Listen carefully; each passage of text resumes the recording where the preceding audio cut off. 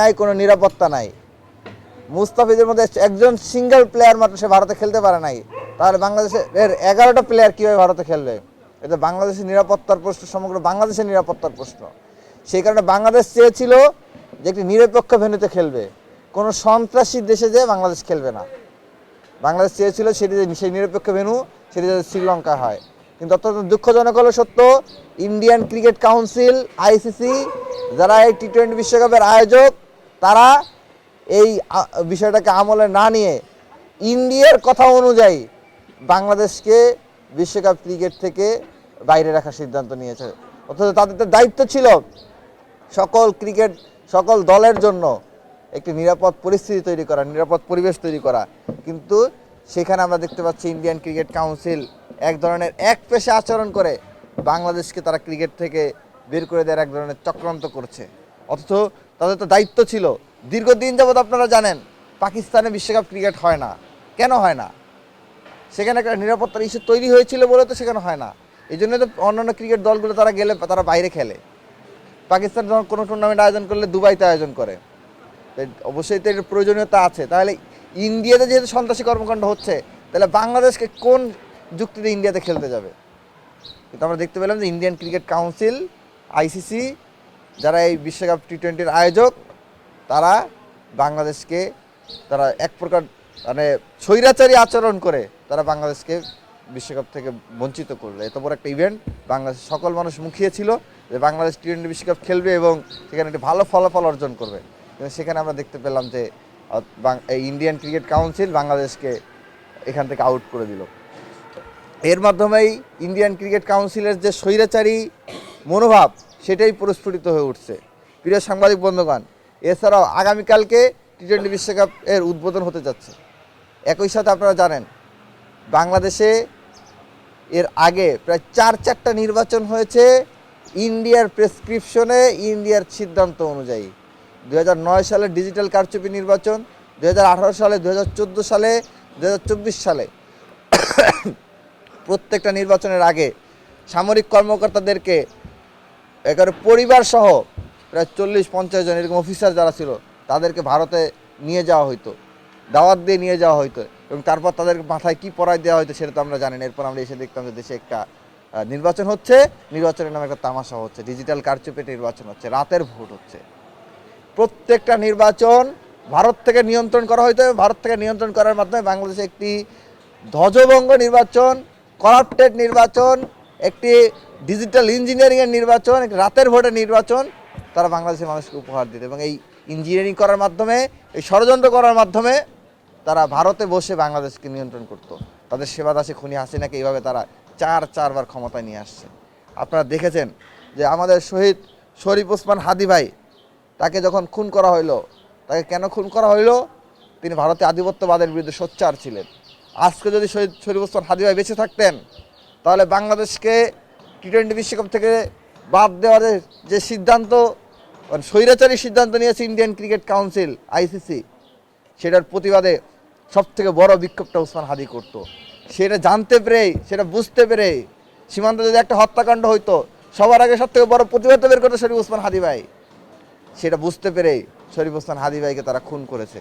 পরিকল্পিতভাবে ভারত থেকে প্ল্যান করে শরীফ ওসমান হাদি ভাইকে খুন করা হয়েছে। আজকে সেই খুনি এবং খুন করার পরে নিরাপদে সেফ এক্সিট নিয়ে সেই খুনি এখন ভারতে চলে গিয়েছে, এখন ভারতে পলায়ন আছে। আপনারা দেখেছেন ভারত বাংলাদেশকে নানাভাবে বিশৃঙ্খলা করার জন্য বিভিন্ন ধরনের ষড়যন্ত্র করছে, বিভিন্ন ধরনের চেষ্টা করছে। যারা যারা জুলাই গণহত্যা সংগঠিত করেছে প্রত্যেকটা খুনিকে ভারত আশ্রয় দিয়ে রাখছে। প্রত্যেকটা খুনি হাসিনা থেকে শুরু করে যত খুনি আছে সকল খুনি এখন ভারতের আশ্রয়ে। এবং সেখান থেকে তারা বাংলাদেশ নিয়ে ষড়যন্ত্র করছে, বাংলাদেশকে নিয়ে চক্রান্ত করছে, বাংলাদেশকে নিয়ে বিভিন্ন ধরনের চক্রান্ত করছে। আপনারা দেখেছেন সীমান্ত দিয়ে এখন অস্ত্র ঢুকতেছে। ইতিমধ্যে আপনারা প্রায় না হলে অন্তত 6টা জায়গায় অস্ত্র এবং গোলাবারুদ উদ্ধারের সংবাদ আপনারা পেয়েছেন, আমি পেয়েছি। সংখ্যাটা আরও বেশি হবে। এখন ঘরে ঘরে বিভিন্ন রাজনৈতিক দল অস্ত্র মজুত করছে, এবং এই অস্ত্রগুলো আসতেছে কোত্থেকে? ইন্ডিয়া থেকে আসতেছে। ইন্ডিয়া কেন তাদেরকে দিচ্ছে? কারণ ইন্ডিয়া তাদের মাধ্যমে আর একটা হাসিনা তৈরি করতে চায় যারা ইন্ডিয়ার সেবাদাসী হয়ে থাকবে। অথচ সীমান্ত থেকে যেই অস্ত্র প্রবেশ আটকাইতে হবে এই ধরনের কোনো পদক্ষেপ আমরা দেখতে পারি নাই। কোনো প্রচেষ্টা নাই। এমনকি 3 জন বিজিবি কর্মকর্তার নাম শোনা যাচ্ছে যারা কিনা সীমান্তে অস্থিরতা তৈরির সাথে জড়িত, যারা কিনা পরিকল্পিতভাবে সীমান্তকে উন্মুক্ত করে সেখান দিয়ে অস্ত্র ঢোকানোর বিভিন্ন ষড়যন্ত্র চক্রান্ত করতেছে এবং নির্বাচনের আগের দিন এবং পরের দিন, নির্বাচনের দিন সীমান্তে একটা বিশৃঙ্খলা সৃষ্টির পায়তারা চালাচ্ছে। আমরা হুঁশিয়ারি করে বলে দিতে চাই, এই ধরনের আচরণ থেকে আপনারা বিরত থাকুন। যদি আপনারা এই ধরনের আচরণ থেকে বিরত না থাকেন, তাহলে আপনাদেরকে কীভাবে প্রতিহত করতে হয় ছাত্র জনতা জানে। আপনারা দেখেছেন ভারতীয় ম্যালওয়্যার ব্যবহার করে ইতিমধ্যেই বেশ কিছু আইডি হ্যাক করা হয়েছে, বিভিন্ন রাজনৈতিক নেতাদের আইডি হ্যাক করা হয়েছে। পাশাপাশি 14,000 সাংবাদিকের তথ্য, আপনারা যারা সাংবাদিক বন্ধুগণ আছেন, আপনাদের 14,000 সাংবাদিকের তথ্য ভারতীয় ম্যালওয়্যার ব্যবহার করে চুরি করা হয়েছে। বাংলাদেশের সমগ্র রাষ্ট্রে একটা ভলনারেবল পরিস্থিতিতে আছে। বাংলাদেশের জন্য এটা একটা বড় একটা সিকিউরিটি থ্রেট যে ভারত চাইলেই তাদের ম্যালওয়্যার ব্যবহার করে বাংলাদেশের তথ্য চুরি করতে পারতেছে। তো এরকম একটা পরিস্থিতিতে 12 তারিখ আমাদের দেশে নির্বাচন হতে যাচ্ছে, যেই নির্বাচন নিয়েও ভারত বিভিন্ন ধরনের চক্রান্ত করছে। তারা চাচ্ছে 2009, 14, 18 এবং 24-এর মতো আর একটা ইঞ্জিনিয়ারিং রিগড ইলেকশন এর মাধ্যমে তাদের একটি নির্দিষ্ট সেবাদাসীকে ক্ষমতায় বসাইতে। তো সেই চক্রান্ত আমরা সফল হইতে দিব না। সেটার প্রতিবাদে এবং বাংলাদেশকে যে ইন্ডিয়ান ক্রিকেট কাউন্সিল কর্তৃক টি-20 বিশ্বকাপ থেকে বাদ দেওয়া হইল ষড়যন্ত্রমূলকভাবে, নিরপেক্ষ ভেন্যুতে নিরাপদে খেলার সুযোগ দেওয়া হইল না, সেটার প্রতিবাদে এবং আগামীকাল যেহেতু টি-20 বিশ্বকাপের উদ্বোধন হতে যাচ্ছে সেটার প্রতিবাদে এবং এই 4-5টা বিষয়ে, প্রথমত হচ্ছে 1 নম্বর বিষয় হচ্ছে টি-20 বিশ্বকাপ থেকে ইন্ডিয়ান ক্রিকেট কাউন্সিল কর্তৃক বাংলাদেশকে বাদ দেওয়ার ঘোষণা।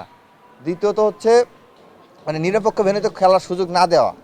দ্বিতীয়ত হচ্ছে শহীদ শরীফ ওসমান হাদি ভাইয়ের খুনি এখন ভারতে পলাতক আছে, সেই খুনিকে ফেরত দেওয়া এবং সেই খুনের চক্রান্তের সাথে ভারত জড়িত ছিল, এটার বিচারের দাবি।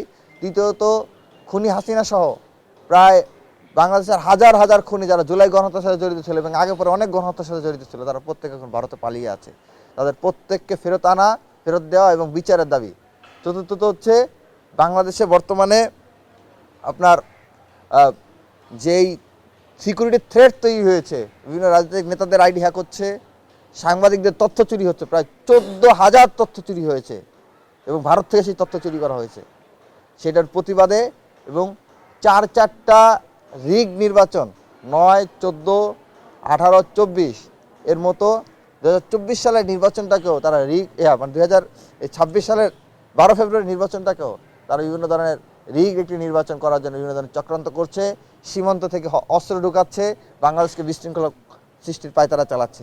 তো এই মোটামুটি 5টা বিষয়কে ফোকাস করে আগামীকাল বিকাল 3টায় শাহবাগে র্যালি ফর বাংলাদেশ আয়োজন করবে জুলাই ঐক্য। এখানে আমরা আহ্বান জানাবো দল মত নির্বিশেষে সকল ক্রিকেট প্রেমী ছাত্র জনতাকে ওই সমাবেশে উপস্থিত হওয়ার জন্য।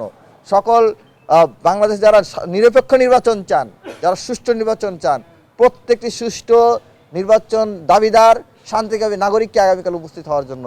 আগামীকাল আমরা আহ্বান জানাবো যারা শহীদ শরীফ ওসমান হাদি ভাইয়ের হত্যাকারীদের বিচার চান, খুনিদের গ্রেফতার চান, তাদেরকে এই সমাবেশ আসার জন্য আমরা আহ্বান জানাবো সুশীল সমাজকে আগামীকাল।